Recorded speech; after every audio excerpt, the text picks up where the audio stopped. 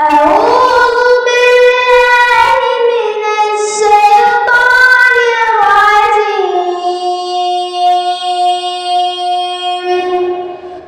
বিতাড়িত শয়তানের ষড়যন্ত্র হইতে রক্ষা পাওয়ার জন্য আমি আল্লাহর কাছে আশ্রয় চাইছি। বিসমিল্লাহির রহমানির রহিম।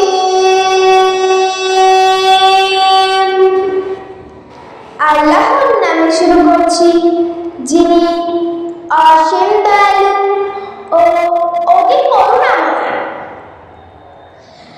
আলহামদুলিল্লাহি রাব্বিল আলামিন।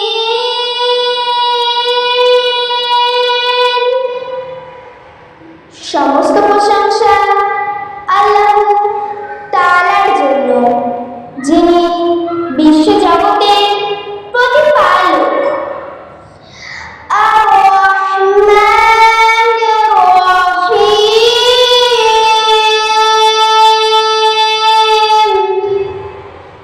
যিনি অত্যন্ত দয়ালু ও অসীম কৃপাবান। মালিক ইয়াউমিদ্দিন,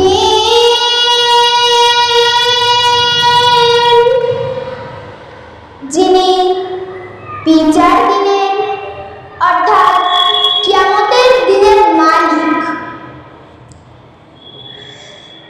ইয়্যাকা না'বুদু ওয়া ইয়্যাকা নাস্তাঈন।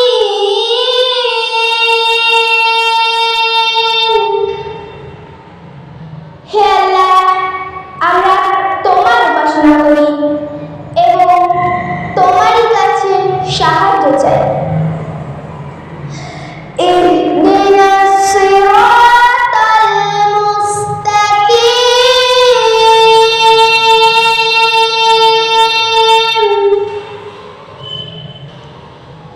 হে আল্লাহ, আমাদের সঠিক এবং মজবুত পথ দেখাও।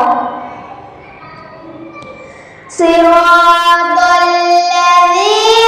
আন'আমতা আলাইহিম,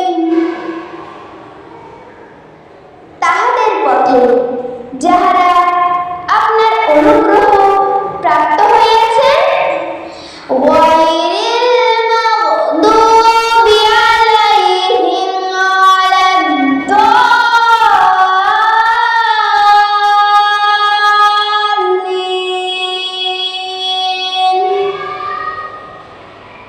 তাহাদের পথে নয় যাহারা অভিশপ্ত এবং পথভ্রষ্ট। আমিন। কবুল করুন। মাশাআল্লাহ, আলহামদুলিল্লাহ। মুক্তবা ছোট্ট বাচ্চা মারিশা জুই সূরা ফাতিহা তরজমা করে শুনিয়েছে। আল্লাহ তাআলা মহান আলামিন তার দুনিয়া এবং আখিরাতে কল্যাণ দান করেন। সূরা ফাতিহার মধ্যে আল্লাহ তাআলা তার প্রশংসা দিয়ে শুরু করেছেন এবং তার দয়া, করুণা এবং কিয়ামতের দিনের প্রতি ঈমান রেখে তার ইবাদত এবং সাহায্য কামনা করতে বলিয়েছেন। তারপর আল্লাহর কাছে দোয়া, সঠিক রাস্তা অর্থাৎ রাসূলুল্লাহ সাল্লাল্লাহু আলাইহি ওয়াসাল্লাম এবং তার সাহাবী রাদিয়াল্লাহু তাআলা আনহুদের রাস্তায় জীবন অতিবাহিত করার তৌফিক এবং শয়তানের রাস্তা থেকে দূরে থাকার জন্য সাহায্য চাইতে বলিয়েছেন।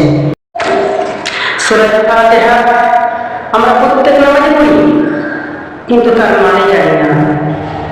আমরা যদি এই ছোট্ট বাচ্চা সূরা ফাতিহার তরজমা বারবার শুনি, তাহলে ইনশাআল্লাহ সূরাটিও শুদ্ধ হয়ে যাবে এবং বাংলা তরজমাটাও মুখস্থ হয়ে যাবে।